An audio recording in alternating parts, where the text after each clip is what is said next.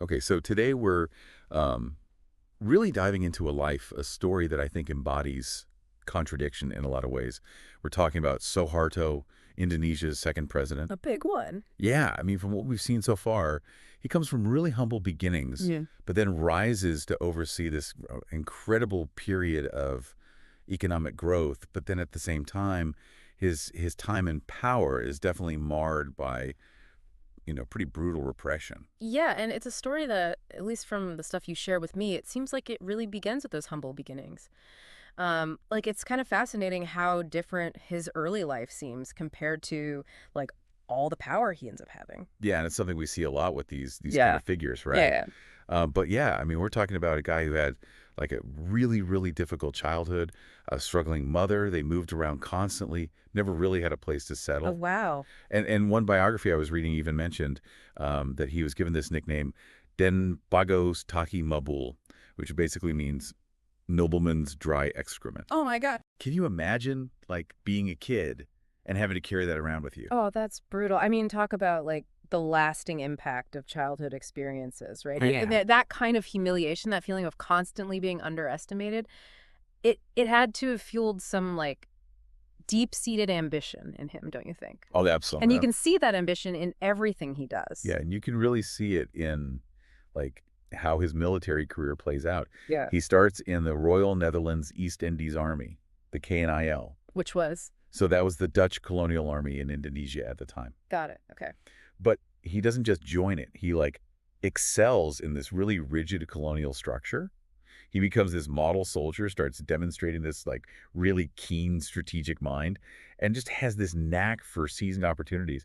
It's almost like he was always kind of like studying, you know what I mean? Yeah. Like observing how power worked, figuring out how to like navigate those systems and use them to his advantage. Totally. It's like he's always thinking a few steps ahead, which, I mean, you kind of have to admire in a way. Yeah, in a way. But then, of course, everything changes with World War II. Right, everything gets thrown into chaos. And it's in those moments of chaos that we really start to see Suharto's ability to adapt, to maneuver, to make like really difficult choices. When the Japanese occupy Indonesia, he's got to make a decision. And he ends up joining the PETA. Right, the Japanese-sponsored Indonesian Defense Force. I mean, talk about a pivotal moment. Yeah, I mean, you have to wonder, right? Like, did those years fighting for kind of like one colonial power against another, Right. did that solidify something in him? Like his ambition, his willingness to kind of make these really tough, maybe even ruthless choices in the pursuit of power. It's hard to say for sure, but it's certainly possible. But it's also important to remember that this is like prime time for Indonesian nationalism. That's true. So he's not just fighting for the Japanese, he's fighting for Indonesian independence. And he goes on to play a key role in the Indonesian National Army after the war, the TNI. Right, right. So this is a really crucial period for understanding the man he would become. Absolutely.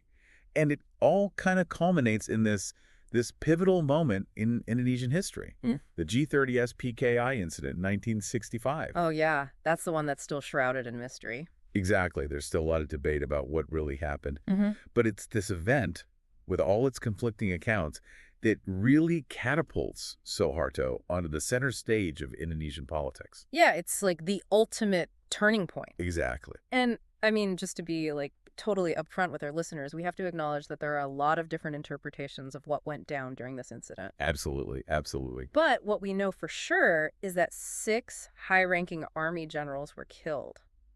And several, He comes out of this chaos in like a remarkably advantageous position. like he planned it. Right. It's hard not to see that and think that he didn't like at least have a hand in shaping how things unfolded. For sure. And it's here that we really start to see those political instincts, that ability to consolidate power really take shape. Oh, absolutely. He uses the incident to portray the Indonesian Communist Party, the PKI, as this huge threat to national security. And by doing that, he's able to dismantle the party and solidify his control over the military. Wow. But I think his most significant move, the one that really changes everything, is how he handles what happens next. You're talking about Super Samar, right? Bingo. The decree that basically hands Suharto the keys to the kingdom. Exactly. And this is where the story gets really, really juicy. Because there's debate about whether President Sukarno willingly handed over power. or if Suharto had a hand in orchestrating the whole thing. So, like, was this a power grab or a necessary response to a crisis? Exactly.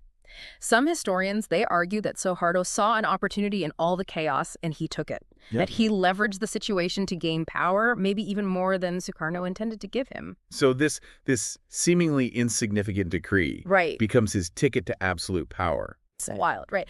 But in a lot of ways, yeah, super similar, regardless of how willingly it was given, it gave Suharto these sweeping powers to restore order, to restore security. And Suharto, being the strategic mastermind that he is, he uses it to reshape the entire political landscape of Indonesia. It's kind of amazing, though, that he goes from, like, this really difficult upbringing to having all this power. It really is. And what's even more incredible is what he does with it. I mean, this is when he really starts to put a stamp on Indonesia, ushering in this whole period of dramatic transformation with his new order. But like with most things, Suharto, it's a period defined by, these really sharp contrasts. Oh, totally. So on the one hand, we've got some pretty undeniable economic progress happening in Indonesia. Oh, for sure. And I think you have to give Suharto some credit here. He recognizes that Indonesia needs stability, needs growth, and he surrounds himself with this, brain trust of economists. They were these brilliant guys, mostly Western educated, and they became known as the Berkeley Mafia. They're all from UC Berkeley. Yeah, a lot of them had ties to the university. And, these technocrats, as they were also called, they really pushed for this more market-driven approach to the economy, opening up Indonesia to foreign investment and things like that. Right, which was kind of a radical shift at the time. And it actually worked, right? Like, Indonesia's economy started to take off. Oh, yeah. They implemented all these really bold reforms, emphasized deregulation, trade liberalization. And for a while, the results were, they were pretty astonishing. We're talking about a level of economic growth that Indonesia had never seen before. Plus, you had the Green Revolution happening around the same time, so they achieved agricultural self-sufficiency. Wow. So they're feeding their people and the economy is booming. It sounds like a dream come true. It was for some. But like I said, there's another side to this. Right. You mentioned that this economic boom had a bit of a shadow side. What did that look like? Well, it's like this. While some Indonesians are, genuinely prospering during this time, a lot of people are being left behind. See, this economic transformation, it wasn't just about, good policies. It was about consolidating power. And Suharto, even with his background, even after everything he'd been through, he wasn't immune to the allure of wealth and control. So even though he came from nothing, once he had power, he wasn't so different from the people who had kept him down. It's a classic story, isn't it? And unfortunately, in Suharto's case, this meant that the shadow side of this economic miracle was, corruption, rampant corruption. So Suharto basically becomes the very thing he fought against. In a way, yeah. And it's not just him, of course. He creates this whole system where his family, his friends, his close allies, they're all given preferential treatment. Monopolies, lucrative government contracts, you name it. It was cronyism at its finest. And of course, this is all happening while many Indonesians are still struggling to make ends meet. Exactly. And it breeds this resentment, this inequality that's, it's a crucial part of the Suharto story. Imagine this. You're a rice farmer in, say, Jaga. You've benefited from the Green Revolution. Your yields are up. Things are looking good. And then you find out that your village leader, who just happens to be a Suharto appointee, has made this deal with a company owned by, say, Suharto's son-in-law. Oh, no. Oh, yeah. And the deal gives this company exclusive rights to buy rice from your village at a fraction of the market price. So suddenly, all your hard work, all the progress you've made, it's being siphoned off to enrich the people in power. It's like the system is rigged against them. Exactly. And if anyone dared to speak out against this corruption or even just question Suharto's methods, let's just say it didn't end well for them. Yeah, so it's this really oppressive system built on, exploiting people. So was there no one holding him accountable? Did Suharto ever face any real consequences for any of this? What about East Timor? Well, it's tricky, right? Because for a really long time, decades, Suharto's regime, they were able to just deflect any international pressure. They were really good at maintaining that grip on power. But how? Yeah. The world just let this happen. Oh, you got to remember, this was the Cold War. Right.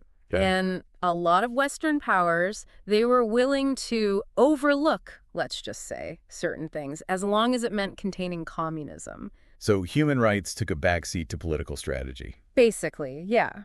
But even the most well-constructed regimes, they can crumble. And what's fascinating about Suharto's story is that the very thing he built his power on, that economic model, it ends up being his downfall. You're talking about the Asian financial crisis, right? Exactly. When that crisis hit in 97, it exposed all these weaknesses in Suharto's system. I mean, the Indonesian rupiah, it just tanked.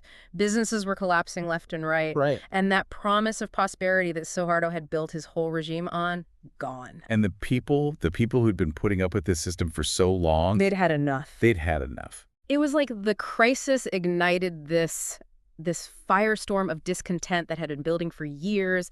Student protests started popping up everywhere. People were angry about the corruption, the cronyism, Suharto's iron fist, the whole deal. And these students, they were incredibly brave. I mean, they knew the risks. They knew what happened to people who dared to challenge Suharto in the past. Right, but they took to the streets anyway. They demanded change, and, well, their bravery changed everything.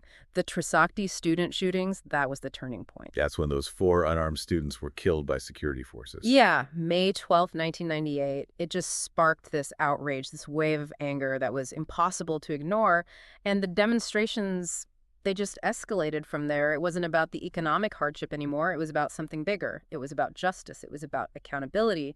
It was about the right to speak truth to power. Wow. And to think that Suharto, this man who had built his regime on control, on stability, he was ultimately brought down by the very thing he tried so hard to silence. It really makes you think about the nature of power, doesn't it? Like how trying to control everything, trying to silence dissent, it can actually make you more vulnerable in the long run. Because you don't see the problems brewing until it's too late. Exactly. And that's exactly what happened to Suharto. He was facing pressure from everywhere.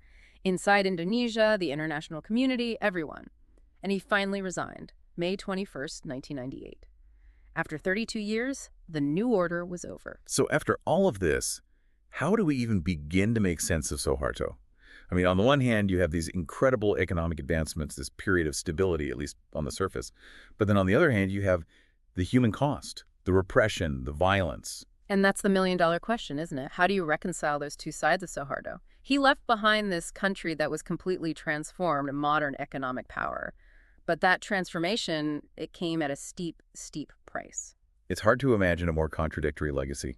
Yeah, Suharto, he's just full of these contradictions. He's a leader who defies easy categorization. He's someone who did good things and terrible things.